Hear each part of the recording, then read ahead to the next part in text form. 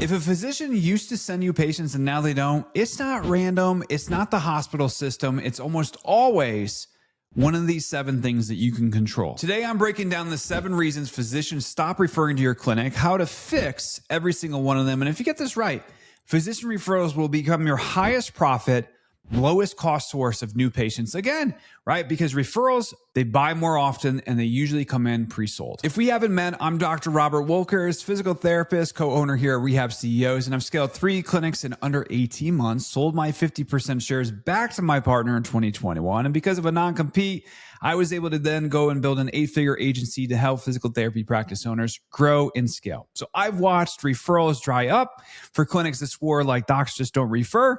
And I also seen other clinics in the same town can't keep up with the MD volume. And it's almost always one of these 7 things that we're about to break down. Okay, so now what I want to do is like a self-audit. So I'm going to take you through the 7 different variables that we see for why physicians typically stop referring, okay?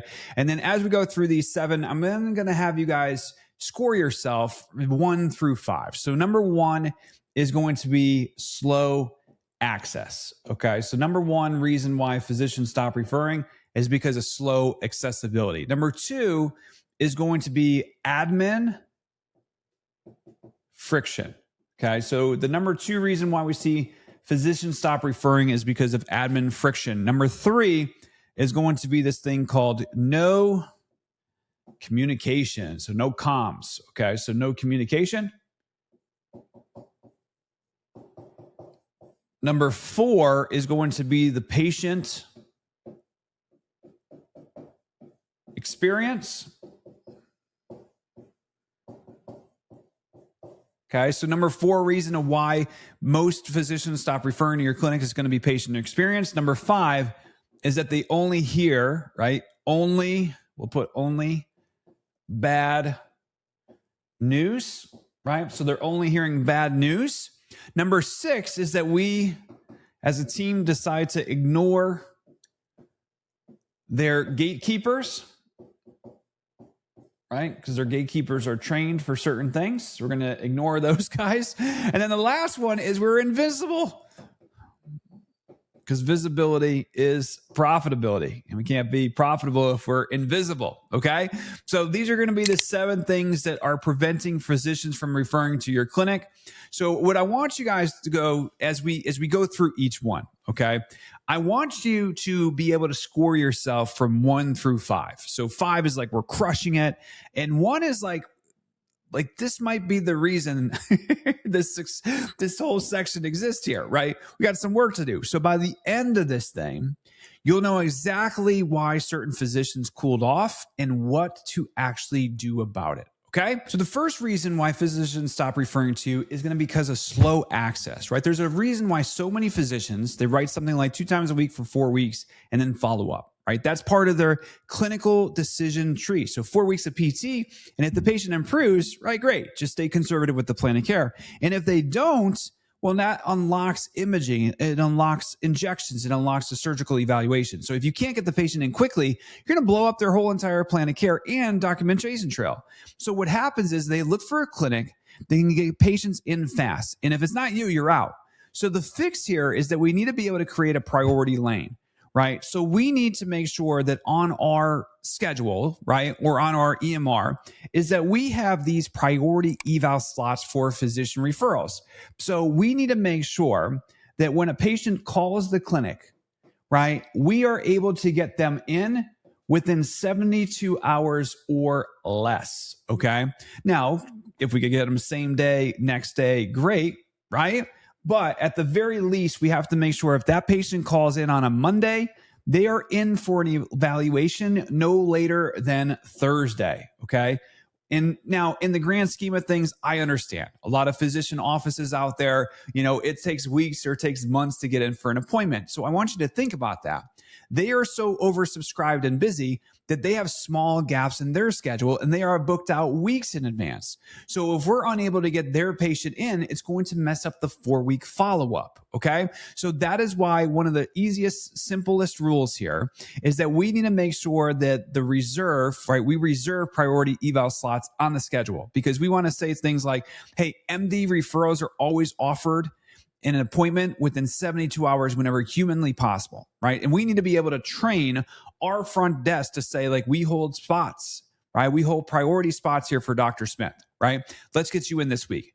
Because if we understand that availability and speed, right, to contact are two of the 4 core drivers of show ups, right? It's the same logic here, right? So access is just half of the trust. So that is going to be the number one reason why physicians stop referring is because of access. Now, the second reason why physicians stop referring to clinics is because of admin friction, right? There's an old adage that you either work with me or you work against me, right? So your front office can accidentally be working against the physician's office by having clunky forms or playing phone or referral tag, insurance confusion, and, hey, we never got the facts back and forth, right? So no clear contact person. These are all reasons. So every extra step is another reason why the referral coordinator says, forget it. Let's just send them somewhere else. So the fix here is be obnoxiously easy, right? And I want to use that word with emphasis here, is we want to be obnoxiously easy to work with. We want to remove all burden, all friction, right? Because we want one clean referral form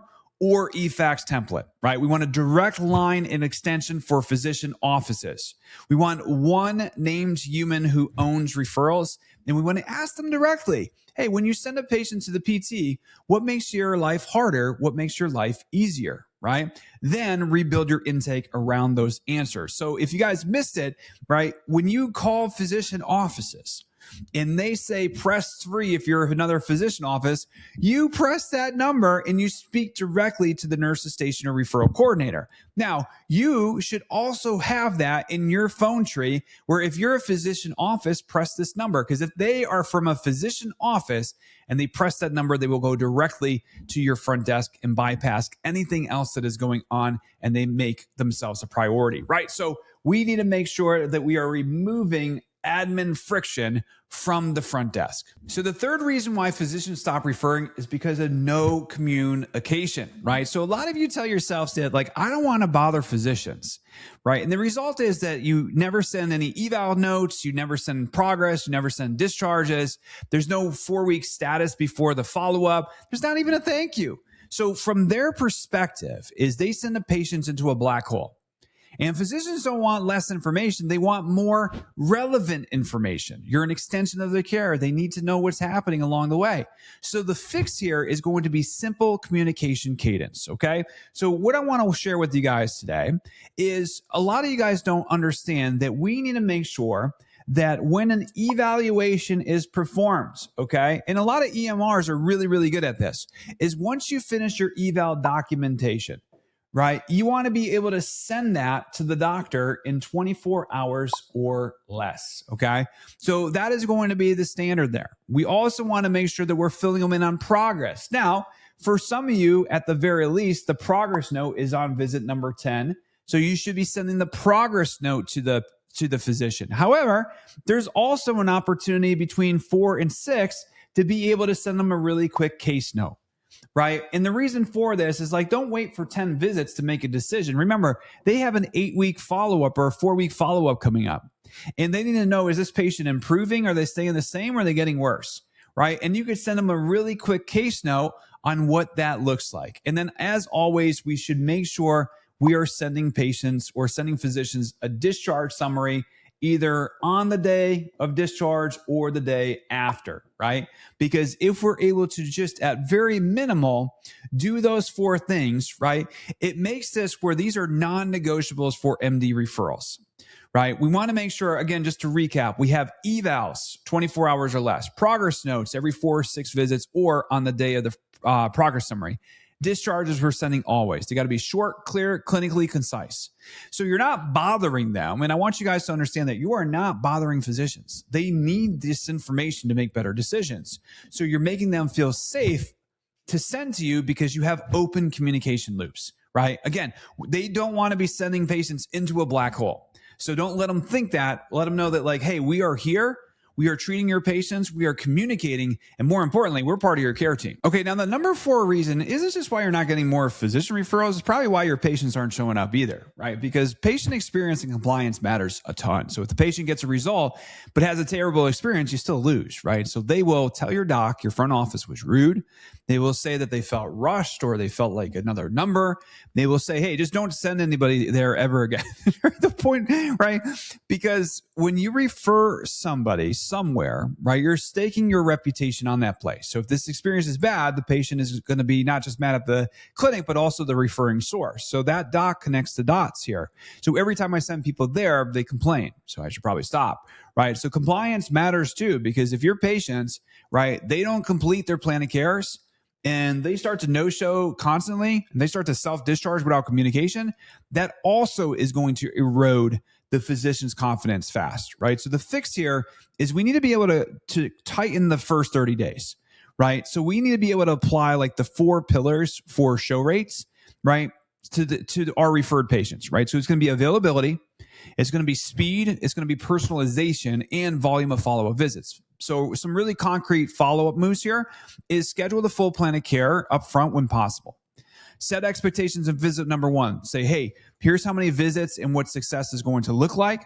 Because when you're doing your like custom plan of care and you're like, I feel in order for you to go from insert where you are to insert where you want to be, this is how long it's going to take and this is how often you need to come during the week. So we also want to make sure that we are aggressively following up on cancels and no-shows, because there's some really good research that says that like when a patient, right, has a cancellation, we need to ruthlessly get them back in for a routine visit, right? Or if they have a no-show, we got to ruthlessly get them in for their next session. Now, we're trying to prevent back-to-back cancellations or potentially a cancel and then a no-show or back-to-back no-shows, because there is a 68% chance that a patient is going to drop off the schedule if you see a combination of these two. So we need to make sure we are ruthlessly and aggressively following up on cancels and no-shows to make sure we get them back in. Now, we don't make that our sole priority, but, right, so we also need to treat every MD referral patient like they were walking review, right? Not just to other patients or the community, but back to the physician. Because if we have a physician referral, we know they're going back in 4 weeks to do a follow-up. What do we want them to be able to say? Okay, so that is where experience and compliance really matters, but more specifically in the first 30 days. Now, number 5 is kind of an extension of number 4 because only the bad news bears return. So this is one of the biggest silent killers that we see, because remember those 4-week follow-ups that we talked about earlier? So here's what's actually happening is the patients that say like, hey, should I go back and see my doctor? And most PTs are like, nah, man, you're good. You don't need to go back. So who is actually going back to see the doctor during these 4-week follow-ups? The ones that aren't improving, right? So the complicated cases, the frustrated patients, right? So the doc keeps seeing like, hey, PT didn't help. I'm still in pain. It was a waste of my time and money. So meanwhile, all of your raving fans, you're just discharging. They never go back to the doctor and tell the physician that like PT changed my life, right? So the doc builds this like negative bias of skewed like samples, right? So it's kind of interesting. So the fix here is you want to send your wins back just as much as you send your problems. So for improving patients, you encourage them to keep the follow-up. Make sure that you're at least sending a progress note and that hits the chart before they go, right? Coach them on like how to share some wins. Tell them what you can do now, right? And what you couldn't do 4 weeks ago, and hand them a card, like a direct line. So if the doc has any questions, tell them to give you a call. Now the physician repeatedly hears like, hey, PT at XYZ helped me a ton. So you're going to neutralize this bias and turn skeptics into believers, right? And at the very minimum, if they don't want to go back for their follow-up, right, because for whatever reason the patient does feel like it's not worth their time, then make sure that you guys are at the very least sending a thank you card, a testimonial, so the doctor knows that people are actually getting better. All right, the 6th reason why physicians stop referring is because we are ignoring the gatekeepers, or more specifically, we probably made them mad. So most PTs think that like, I just need to get in front of the doctor, when the reality is the doctor is not the one deciding where the people go. It's the referral coordinators, it's the front desk, it's the nurse practitioners, it's the PAs, it's the office managers, the MAs, right? The surgical schedulers, the social workers. If you ignore them and you just rush past them or treat them like an obstacle or provide some friction there, they will make sure that your referrals dry up. And the fix here is that we need to be able to win these people over more than just the physicians. It's very basic, but almost nobody does it, right? Because we need to be able to learn their names. We need to research who they are, ask them questions like, hey, what's making it hard to, refer people to physical therapy? Or what's making your job harder when you send people to PT? Or what would make it easier? We need to be able to bring them value, right? Clear forms, fast scheduling, simple contact, appreciation, not just cookies. So when the gatekeepers like you and they trust you, right, they become internal advocates when patients ask like, hey, where should I go? Right. And there's times where patients will be like, where should I go? And even if the doctor told them somewhere else, they'll be like, hey, I know what your script says, but right, go upstairs. Right. And I'll tell you a really quick story before we hop off this topic is, one day I did show up with like a little appreciation for the front office. And the girl was just like, hey, we appreciate this, but we would appreciate it more if you picked up your phone. Right. So because for whatever reason, it's like they were trying to call and like, we put them on. So it's just like, okay, you got to make sure that we are not ignoring the gatekeeper, but we are also nurturing the relationship with these people. More specifically, find out who this person is and befriend them. Okay, the seventh and final reason why physicians stop referring is because you're invisible. You've been replaced, right? Visibility is profitability. So one of my physician buddies, he told me straight up, he said, the number one reason why we keep sending people to you is because there's not a day that goes by where we don't hear your name, right? We don't hear your name or we don't see your name on something. So here's what usually happens is that you had a good run, right? Maybe there's some staff changes on their side. Competitors start showing up more. You get busy, you stop dropping by because now you're full because they sent you people. So communication gets a little spotty and you don't get fired. You just kind of fade away, right? So if you're not top of mind, you become absent-minded. So the fix here is that you have to be able to build a simple visibility system, right? This is pure lifetime value logic. We need to be able to stay top of mind, right? And we need to be able to stay top of mind with value, right? Then we need to be able to reactivate regularly, right? So for your key referrers, we need to make sure that we are doing something for them monthly. So some form of value touch, outcome summary, success stories, short tip, right? Quick check-in. Quarterly, more meaningful interaction, lunch and learn, maybe a little coffee visit, small appreciation, clinical education. Annually is a bigger appreciation gesture or co-branded events, right? So we might even do like a staff or patient or physician appreciation day. And we want to make sure that we don't have to be everywhere, right? You just can't disappear. And that's the key here is we can't become invisible because visibility is profitability. So the more you stay top of mind, the way to do that is to make sure we keep showing up. Okay, so as we went through the 7 different reasons why physicians stop referring, right? We had slow access, we had admin friction, we had no communication, patient experience, or even compliance. We talked about only the bad news, ignoring the gatekeepers. And then the last one was invisible or potentially being replaced. So I want you to sit there and I want you to, score each one. So as you were going through, all 7 of them, I want you to go, okay, so when it comes to slow access, right, from a scale of 0 to 5, right? 0 is we are super slow, right? 5 is like speed is king. Where are we at with this thing, right? Then we're going to do number 2, which is going to be admin friction. 3 was going to be no communication. 4 was patient experience compliance. 5 was the only bad news returns, right? You're not sending anybody back that got positive results, ignoring gatekeepers, and then invisible, right? So I want you guys to be able to look at these 7 things, and I want you to be able to score them each from 0 to 5, right? So you go all the way down the column and be able to score these. And, what I want you to understand is where you scored a 1 through 3 is almost certainly why certain docs are starting to cool off, okay? So if we start to look at this thing and, 3 was a 0 and 5 was a 0 and 7, right? That's usually where our problems start to show up. So it's not that physician referrals are dead.